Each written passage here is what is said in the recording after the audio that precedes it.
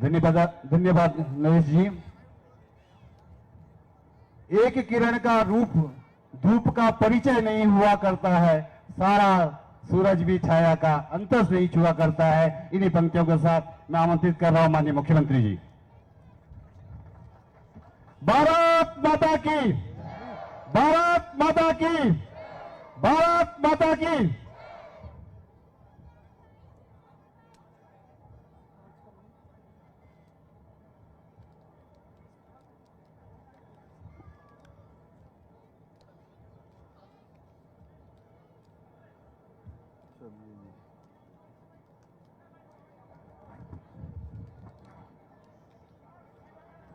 उड़ेगा तो नहीं।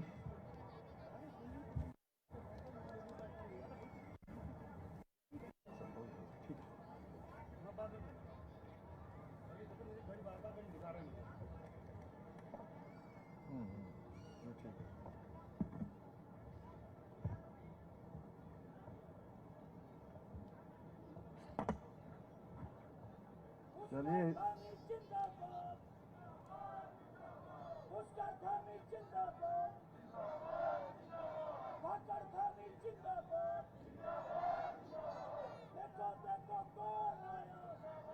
चलिए अब मेरे साथ बोलिए सब लोग। हो गया। भारत माता की, भारत माता की, महासू महाराज की, महासू महाराज की, नाग देवता की, नाग देवता की। जौनसार भावर लोक सांस्कृतिक महोत्सव एवं क्रीड़ा महोत्सव के अवसर पर मंच पर आसीन जिनका राजनीतिक और सामाजिक जीवन आप सबके साथ प्रारंभ हुआ और उन्होंने अनेक विकास के कार्यों को आगे बढ़ाया और आज भी इस क्षेत्र के लिए लगातार संघर्ष करने वाले आप सबके अत्यंत ही प्रिय विकासनगर विधानसभा के लोकप्रिय विधायक आदरणीय मुन्ना सिंह चौहान जी, पूर्व जिला पंचायत के अध्यक्ष, और अभी मैं देख रहा था कि एक एक गांव के बारे में, एक एक जगह के बारे में और एक एक समस्या के बारे में इतने विस्तार से और सच में उनकी आवाज बहुत दिल से निकल रही थी। एक दर्द जिनको अपने इस क्षेत्रवासियों के लिए है, इस क्षेत्र के लिए है। पूर्व जिला पंचायत के अध्यक्ष और आप सबके बीच की संघर्षशील मातृशक्ति की प्रतीक श्रीमती मधु चौहान जी और मेरे युवा राजनीति के साथी, युवा मोर्चा में भी उनको हम लोगों ने साथ साथ काम करने का अवसर हमें मिला था और अभी जनजाति सलाहकार परिषद में उपाध्यक्ष के नाते जौनसार भावर क्षेत्र और पूरे प्रदेश के अंदर अनेक ऐसे कार्यक्रमों का और जन कल्याणकारी योजनाओं का क्रियान्वयन करते हैं। उपाध्यक्ष जनजाति सलाहकार परिषद भाई गीताराम गौड़ जी और हमारे मेला समिति के अध्यक्ष जो यहाँ की संस्कृति के संवर्धन के लिए और संरक्षण के लिए निरंतर काम करते हैं, भाई नरेश चौहान जी, संरक्षक मेला समिति खुशीराम जोशी जी, मेला समिति के महासचिव नरेंद्र तोमर जी, कृष्णदत्त उन्याल जी, श्री जयपाल सिंह तोमर जी उपाध्यक्ष, बलबीर सिंह नेगी जी, मनोहर सिंह चौहान जी पूर्व अध्यक्ष, गजेंद्र सिंह चौहान जी, सूरबीर सिंह तोमर जी, सुरेंद्र सिंह तोमर जी, यहाँ की ब्लॉक प्रमुख श्रीमती सावित्री चौहान जी, ज्येष्ठ ब्लॉक प्रमुख कालसी मीरा राठौर जी एवं यहाँ पर आए हुए हमारे मेरे सभी बड़े बुजुर्ग, इस क्षेत्र के आसपास के क्षेत्रों से आए हुए माताएं, बहनें और हमारे सभी युवा नौजवान साथियों और बहुत सारे आज कलाकार बंधु भी यहाँ पहुंचे हुए हैं। हमारे संचालक महोदय बार बार उनका उत्साहवर्धन कर रहे थे। ऐसे सभी आए हुए कलाकार बंधुओं का भी मैं हृदय की गहराइयों से सब पधारे हुए आप सबका स्वागत करता हूं, आप सबका अभिनंदन करता हूं। आप लोगों ने मेरा स्वागत किया, मैं भी दोनों हाथ जोड़कर सर झुकाकर आप सबका स्वागत करता हूं, अभिनंदन करता हूं। ये मेरा सौभाग्य है कि मुझे आज इस पावन धरा पर, इस नाग देवता की भूमि पर जौनसार भाबर लोक सांस्कृतिक महोत्सव एवं क्रीड़ा समारोह में इसके माध्यम से आप सबके बीच में उपस्थित होने का शुभ अवसर प्राप्त हो रहा है। मेरा मानना है कि ऐसे सांस्कृतिक उत्सव हमारी समृद्ध परंपराओं को जीवित रखने और उन्हें नई पीढ़ी तक पहुंचाने का एक सेतु का माध्यम बनते हैं, एक सेतु बनते हैं। और मुझे ये जानकर बहुत प्रसन्नता हो रही है कि जौनसार भाबर सांस्कृतिक पुनरुत्थान समिति पिछले 33 वर्षों से इस सुंदर उत्सव के जरिए हमारे इस क्षेत्र की अमूल्य धरोहर को बचाने के लिए निरंतर प्रयास कर रही है।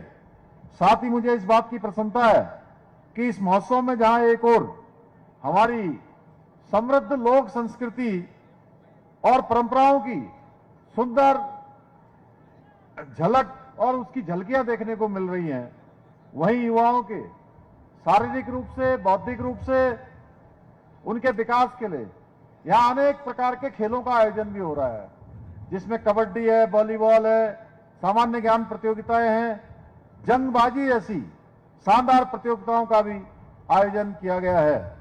वास्तव में ये खेल हमारे नौजवानों को, युवाओं को, हमारे बच्चों को उनके अंदर एक अद्भुत ऊर्जा का संचार करते हैं। मैं इस शानदार आयोजन के लिए आयोजन समिति से जुड़े हुए और आयोजन से जुड़े हुए प्रत्येक सदस्य को हार्दिक रूप से बधाई देता हूं। भाइयों बहनों, जौनसार का ये क्षेत्र केवल अपनी प्राकृतिक सुंदरता के लिए ही नहीं बल्कि अपनी मेहनत का, सरल और स्वाभिमानी जनता के लिए भी जाना जाता है। यहां से एक हमारे नायक पैदा हुए। मैं नेताजी केदार जी को भी, उनकी मूर्ति को हम सब लोगों ने माल्यार्पण किया। आदरणीय मुन्ना सिंह चौहान जी ने उनके बारे में बहुत विस्तार से बताया। ऐसे नायक हम सबको प्रेरणा देने का काम करते हैं, हमारी युवा पीढ़ी को प्रेरणा देने का काम करते हैं और समाज और देश के लिए काम करने के लिए अग्रसर होने की प्रेरणा प्रस्तुत करते हैं। भाइयों बहनों, यहाँ की लोक संस्कृति हमारी विविधता में एकता की भावना को और अधिक मजबूत करती है और अपनी आने वाली जो भावी पीढ़ी है उनको अपनी जड़ों से जुड़े रहने की प्रेरणा भी प्रदान करती है।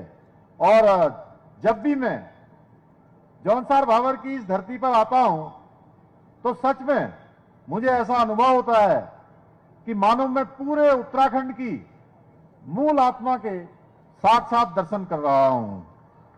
यहाँ की संस्कृति, यहाँ की परंपराएं, यहाँ की सरलता, आत्मीयता और प्रकृति के प्रति सम्मान हमारी समृद्ध जीवन शैली का उदाहरण है।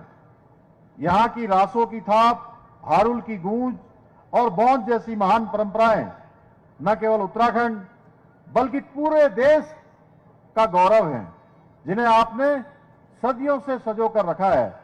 यह दर्शाता है कि आप सभी के हृदय में आज भी अपनी मातृभूमि, परंपराओं और अपने पुरखों के प्रति गहरा सम्मान है और अटूट आस्था और श्रद्धा है। भाइयों बहनों, जनजाति समाज प्रकृति के साथ संतुलित जीवन जीते हुए अपने पारंपरिक ज्ञान, सामूहिक जीवन शैली के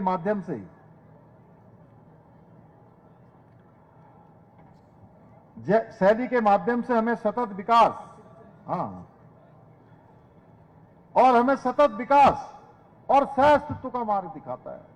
और हमारे पूर्वजों ने हमें हर क्षेत्र में आगे बढ़ने की प्रेरणा दी।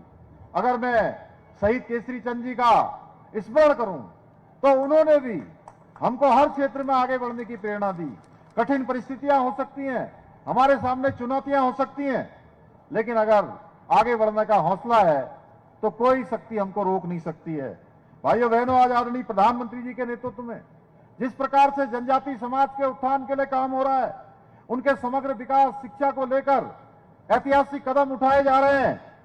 पहली बार देश में जनजातीय समुदाय के लिए एकलव्य आवासीय मॉडल विद्यालय, प्रधानमंत्री जनजाति उन्नत ग्राम अभियान, वन धन योजना, प्रधानमंत्री जनजाति विकास मिशन, कृषि और पशुपालन से जुड़ी अनेक योजनाएं प्रभावी रूप से आज देश के अंदर लागू की जा रही हैं।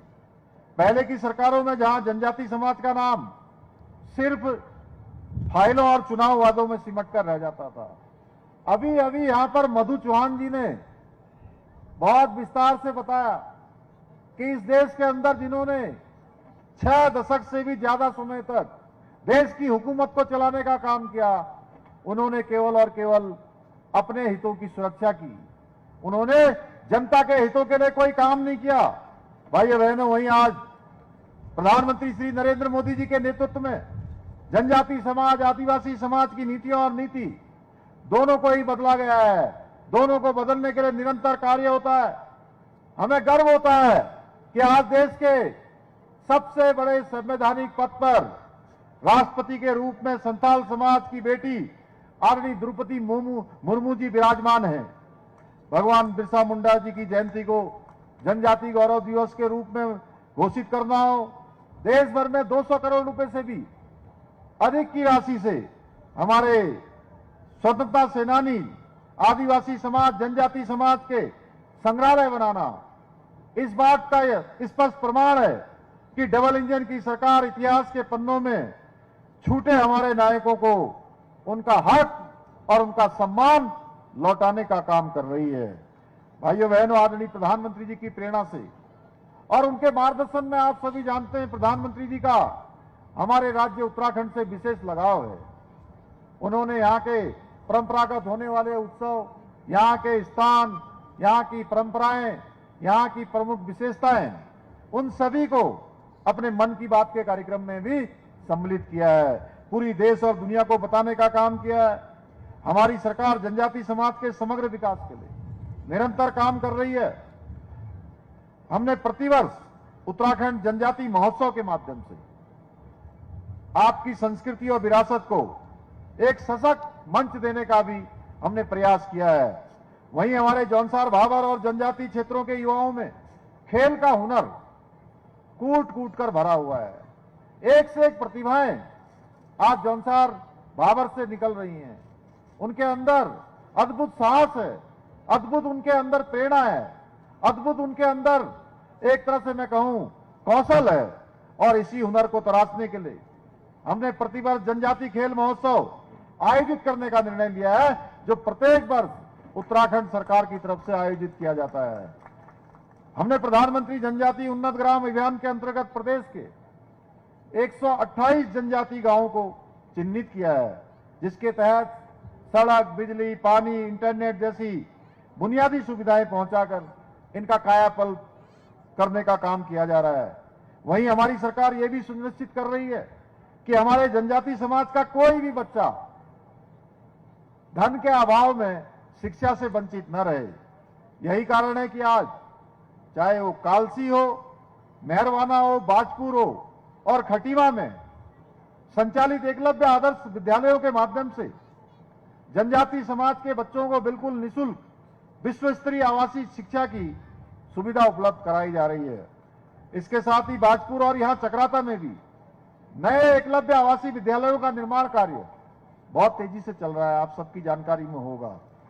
जनजाति समाज के बच्चों को पढ़ाई के लिए प्रोत्साहित करने के उद्देश्य से सरकार प्राथमिक स्तर से लेकर स्नातकोत्तर स्तर तक छात्रवृत्ति भी प्रदान कर रही है।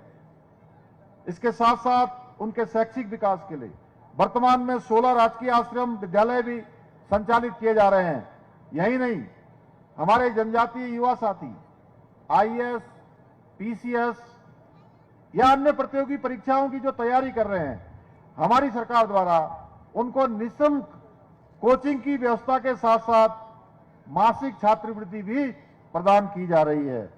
साथ ही जनजाति समुदाय की बेटियों के विवाह हेतु 50,000 रुपए की आर्थिक सहायता भी प्रदान की जा रही है। इसके अलावा हम लोग जनजाति समाज के जो प्रतिवर्ष होने वाले कार्यक्रमों में शामिल होते हैं, मैंने इस कार्यक्रम में ही जनजाति शोध संस्थान के लिए 1 करोड़ रुपए का कार्पस फंड भी देने की घोषणा की थी, जो आज ये फंड भी स्थापित हो गया है। भाइयों बहनों, अगर मैं जौनसार भावरिया पूरे चक्राता विधानसभा क्षेत्र के विकास की बात करूं तो हमारी सरकार यहां की सड़कों, पानी, बुनियादी ढांचों को सुधारने के लिए निरंतर कार्य कर रही है। चक्राता के विकास के लिए हमारी सरकार ने यहां 56 योजनाओं को मंजूरी दी है, 39 करोड़ रुपए से भी अधिक धनराशि से। मुझे ये बताते हुए बेहद प्रसन्नता है कि इनमें से 51 योजनाएं पूरी हो चुकी हैं।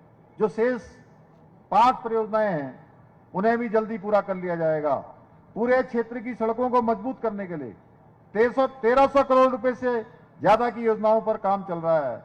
इसी के तहत राष्ट्रीय राजमार्ग 707 ए का चौड़ीकरण युद्ध स्तर पर जारी है और कालसी चक्राता मार्ग पर जदरेट के पास भूस्खलन की समस्या का स्थायी समाधान किया जा रहा है। क्षेत्र में पानी की किल्लत को हमेशा के लिए खत्म करने के लिए न्यू चक्राता टाउनशिप हयो डांडा पंपिंग योजना पर लगभग 229 करोड़ रुपए की लागत से काम चल रहा है। ये चक्राता के इतिहास में पानी की सबसे बड़ी योजना है, जिससे भविष्य में यहां पानी की कभी कमी नहीं होगी।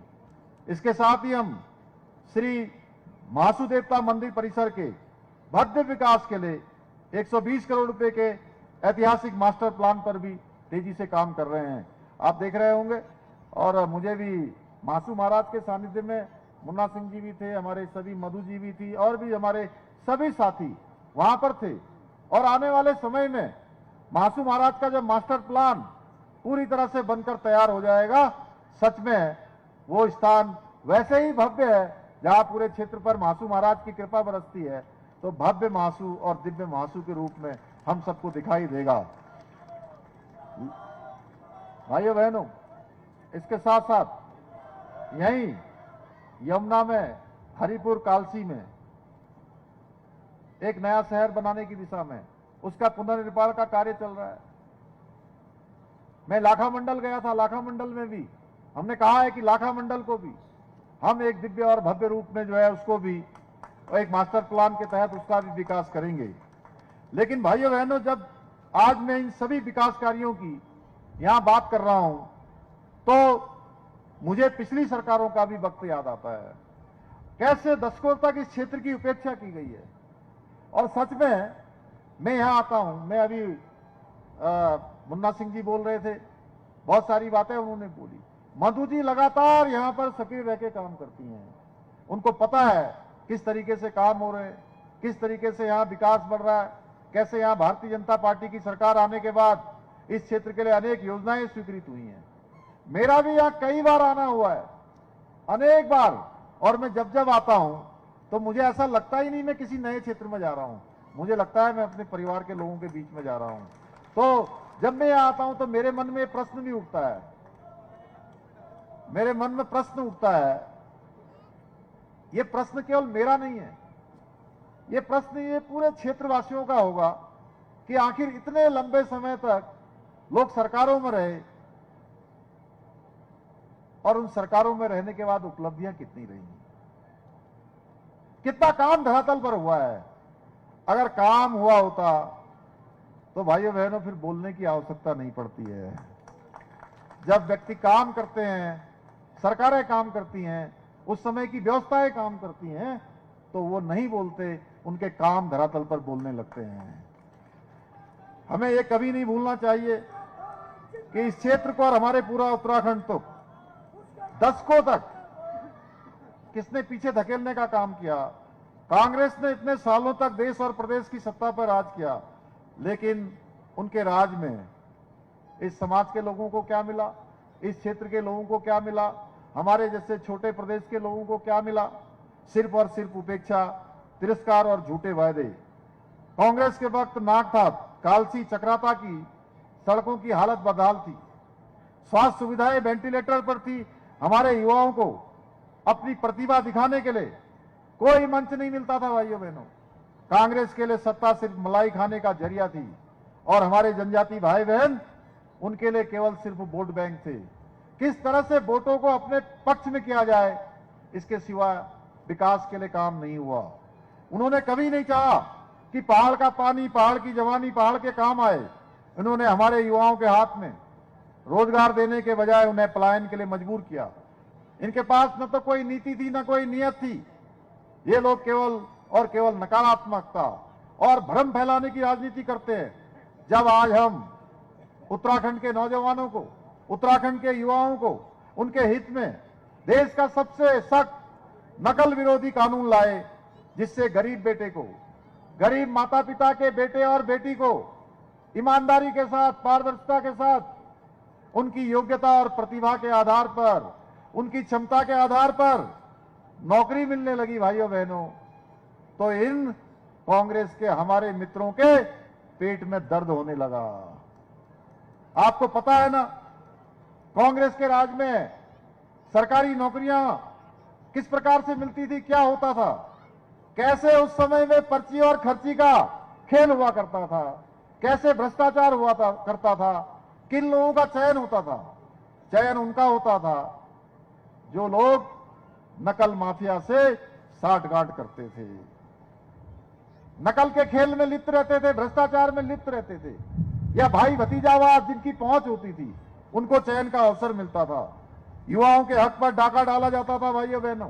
लेकिन आज जब से सख्त नकल विरोधी कानून लागू हुआ है, हमारे प्रदेश के 33,000 से भी अधिक भाई बहनों को, हमारे युवाओं को पारदर्शिता के साथ सरकारी नौकरियां मिली हैं। भाइयों बहनों, कांग्रेस केवल एक विशेष वर्ग को खुश करने के लिए नीतियां बनाती थी, लेकिन हमारे लिए उत्तराखंड का हर नागरिक, जौनसार भाबर का हर भाई बहन, हर बेटा बेटी, हर बच्चा हमारे लिए समान है, क्योंकि हमारी डबल इंजन की सरकार का मंत्र है सबका साथ, सबका विकास, सबका विश्वास और सबका प्रयास।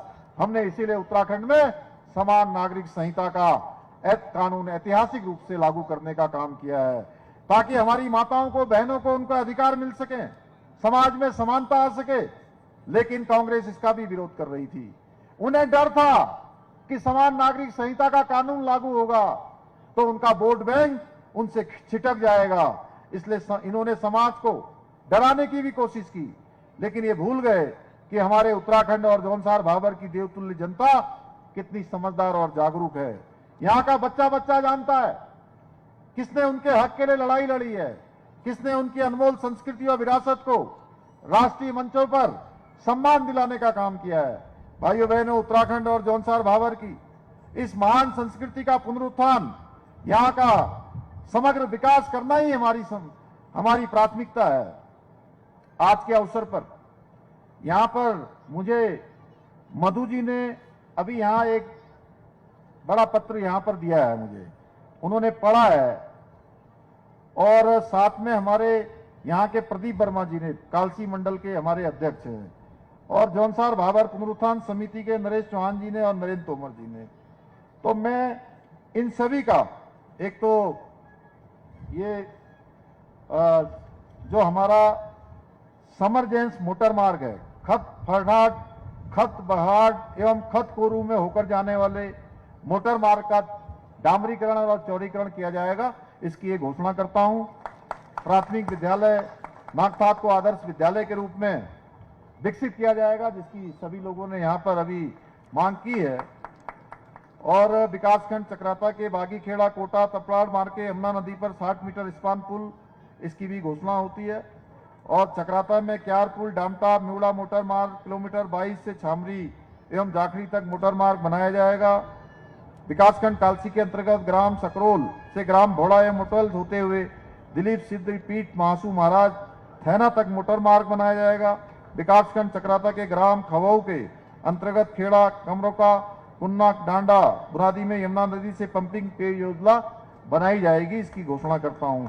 चक्राता में जखथान बुरायला मार्ग से ग्राम मुदावा तक सड़क निर्माण पीएमजीएसवाई में प्रस्तावित किया जाएगा, इसकी भी मैं घोषणा करता हूं। इसके साथ साथ क्षेत्र की कनेक्टिविटी को मजबूत करने के लिए दीवना से बिसाई खुनाला अलमान तक नए संकर मार्ग का निर्माण किया जाएगा। मुझे पूरा विश्वास है कि ये योजनाएं बहुत जल्दी धरातल पर उतारकर आपके जीवन को सुगम बनाने का कार्य करेंगी। भाइयों बहनों, हमारी सरकार देवभूमि उत्तराखंड को देश का सर्वश्रेष्ठ राज्य बनाने के लिए अपने विकल्प रही संकल्प के साथ उसको पूरा करने के लिए रात दिन अनवरत रूप से कार्य कर रही है। और मुझे पूरा विश्वास है हमारे इस संकल्प को साकार करने में मेरे जौनसार भाबर क्षेत्र के सभी परिवारजन इसी प्रकार से हमें अपना आशीर्वाद देते रहेंगे, अपना सहयोग करते रहेंगे। इसी विश्वास के साथ मैं पुनः आप सभी को इस ऐतिहासिक उत्सव की शुभकामनाएं देते हुए मैं अपनी वाणी को विराम देता हूं। बहुत बहुत धन्यवाद। Hello hello